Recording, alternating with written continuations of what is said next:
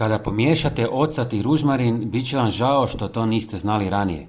Ovaj trik moja baka koristi već godinama. Ova kombinacija zvuči neobično, ali rezultat je izuzetno moćan. Svakako pogledajte video do samog kraja kako ne biste propustili ključne korake. Za ovaj prirodni recept trebat će nam sušeni ružmarin. Uzmite jednu punu žlicu ove biljke i ubacite je u mlinac. Odmah nakon toga dodajte jednu žlicu klinčića. Sve zajedno sameljite u fini, sitni prah. Zajedničkim mljevenjem oslobađaju se intenzivni mirisi i aromatični spojevi iz oba sastojka. Upravo zato ova mješavina ima puno snažniji miris od već unaprijed samljevenih začina. Dok ja ovo pripremam, napišite mi u komentarima iz kojeg grada me gledate.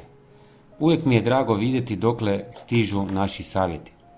Sada taj aromatični prah pomiješajte sa 200 ml vruće vode. Dobro promiješajte tekućinu i pustite je da odstoji nekoliko sati.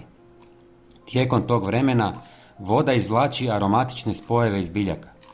U međuvremenu se pretplatite na naš kanal ako volite ovakve ideje. To je potpuno besplatno, a svaki dan ćete dobivati nove savjete. Kada je smjesa odstajala, procijedite je kroz čistu gazu. Tako ćete ukloniti sve sitne komadiće. Sljedeći korak je dodavanje 200 ml alkoholnog octa. Čim se sve sjedini, ulijte tekućinu u bočicu sa raspršivačem. I ova mješavina je spremna za upotrebu. Ono što ste upravo napravili možete koristiti na više načina. Prvi je kao repelent za insekte. Ova tekućina je prava noćna mora za komarce, smrdibube, mrave, muhe i pauke.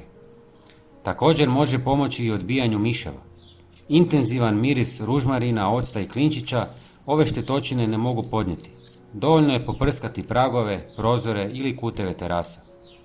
Uz to što pomaže odbiti štetočine, ocat u ovoj mješavini doprinosi čišćenju površina. No to nije sve. Ako ovu mješavinu razredite sa još 1 litrom vode, dobit ćete sredstvo za brisanje podova. Vaš dom će blistati nakon čišćenja. Na podu će ostati ugodan miris, a prostor će danima biti svjež. Teško je vjerovati koliko ovako jednostavna mješavina može biti korisna u kućanstvu. Sami isprobajte ovaj trik i uvjerite se u rezultate. Svakako nastavite gledati jer se na ekranu već pojavljuje naš idući video. Ako vam se dopao ovaj recept, podijelite ga s prijateljima. Veliko hvala na podršci i vidimo se uskoro.